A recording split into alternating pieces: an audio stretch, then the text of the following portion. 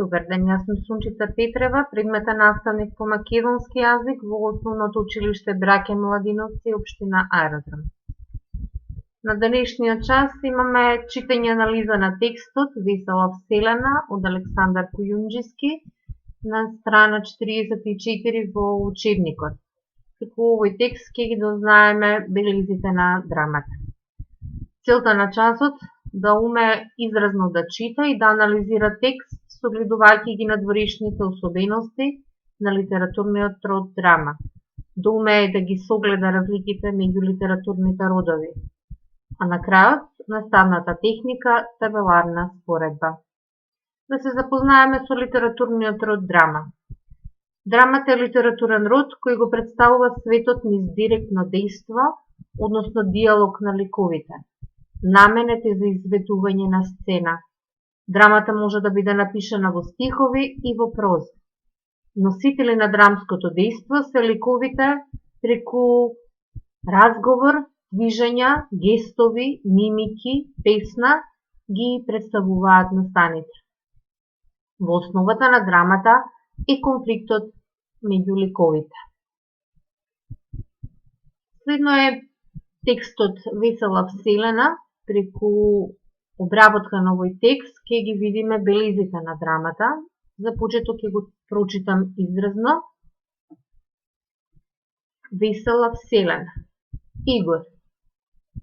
10, 9, 8, 7, 5, 6, 4, 3, 2, 1. Стела. Стоп. Жарко. Каде стоп? Стела. Стоп кога велам. Жарко. Ама зошто стоп? Кога уште не сме ни летнале? Стела. Ако вака одбројуваме, нема ни да летнеме. Кој е на лансирниот пулс? Роза. Ке летнеме на буково, на куково лето. Златко. Што правите? Од безшумниот мотор не слушам добро. Стела. Прашувам јасно и гласно. Кој е на лансирниот пулс? Погрешно одбројуваше. Златко.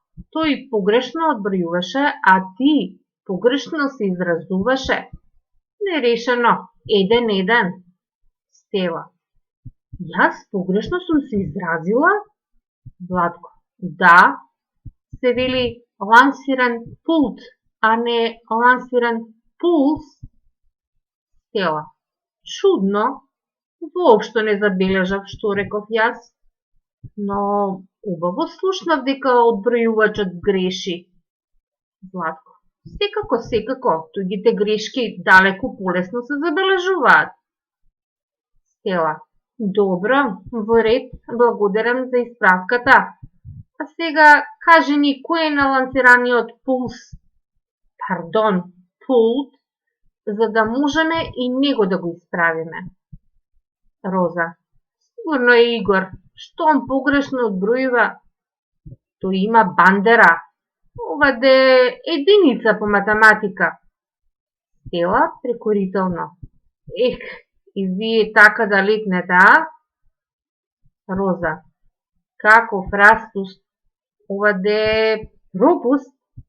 Златко. Можам и од тука, без да влезам во ламарината, ова де во кабината, го знаеш мојот глас. Жарко. И кога шепотиш, гласот ти се слуша дури до нашата нива. Стела. Ништо не е, штом не е до другата планина и вашата најоддалечена нива е поблиска од најблиската планета. Жарко. Ама мудрост. Роза.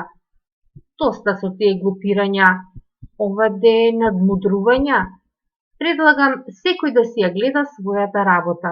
Златко. Не само да ја гледа, туку и да ја врши. Ајде, Роза, гледај пред себе. Вклучи го ласерскиот теледиригиран микрофон и почнуваме. Роза. 10, 9, 8, 7, 6, 5, 5, 5. Златко. Ура! Веќе се вивнавме горе. Стела. Значи ја совладавме земјината тежа? Златко. Да. Роза се издишува. Ех, ми олесни. Жарко. Земјина тежа? Што беше тоа земјина тежа? Златко. Тоа е силата што ги задржува предметите на земјата за да не одлетаат во просторот, додека земјата се врти. Жарко. Нам тоа и ни треба, да одлетаме. Златко. Но таа не прашува што ни треба нам, едноставно си има тука закон. За да се совлада земјината тежа е потребна огромна сила. Ракетата или вселенскиот брод или некоја друга летечка машина, каква што е нашата, мораат да постигнат брзина од цели 12 км во секунда. Жарко. А? Златко. Што а? Жарко. Додека речеш а да летнеш 12 километри, тоа навистина е премногу. Златко. Додека се изговори една буква, минуваме 12 километри. Додека ти ја изговори оваа реченица во која има 59 букви, веќе сме минале 59 по 12, 708 километри. Пресмета? Жарко. Како пресмета? На табла? Златко. Да, но не на црна, туку дрвена, туку на црвена. Дигитронска. Стела. Море, не е толку чудно како пресметал, туку тоа како ние успеавме да совладаме земјината тежа. Роза. Треба сила за тоа, а не шега. Златко. Успешното лансирање покажа дека имаме таа сила. Жарко. Кој ни ја даде? Златко. И тоа е јасно. Петките. Жарко. Петките што ги одбројуваше Роза? Златко. Да. Роза. Поголема сила од знаењето има ли? Затоа јас не ги спомнав по ниските оценки. Ова де бројки. Игор доаѓа и се вклучува во разговор. А за единиците и да не зборуваме. Жарко. Браво, Игор, за искреноста. Стела. А за другото? Друг пат. Златко. Па сега да заклучиме.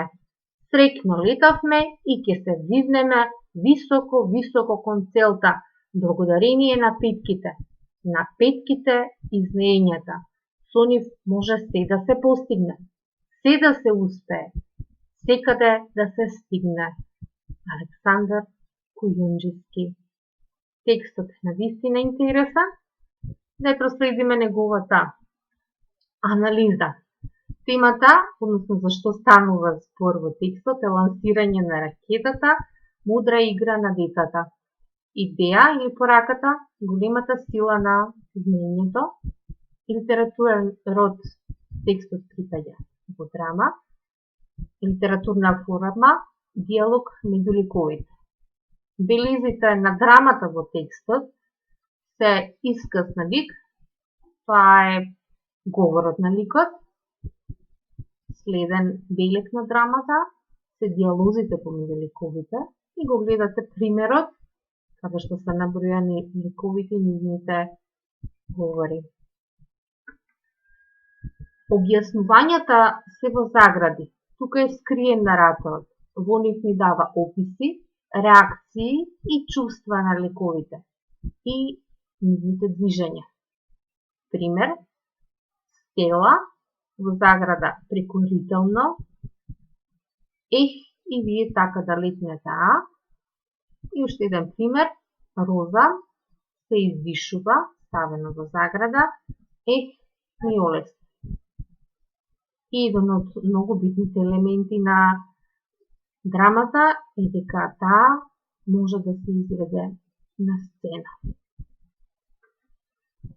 Следно ни е техниката табела, за да направиме споредба на особеностите на трите литературни рода, на лириката, епиката и драмата. Лириката се пишува во стихови и во строфи, опијува чувства, има рима која поттикнува музикалност. Епиката се пишува во стихови или во реченици, прозен текст, раскажува разни настани, има ликови, а тие се носители на дејствата. Драмата, белегот е дијалогот меѓу ликовите, а дијалозите можат да се изведат на сцена.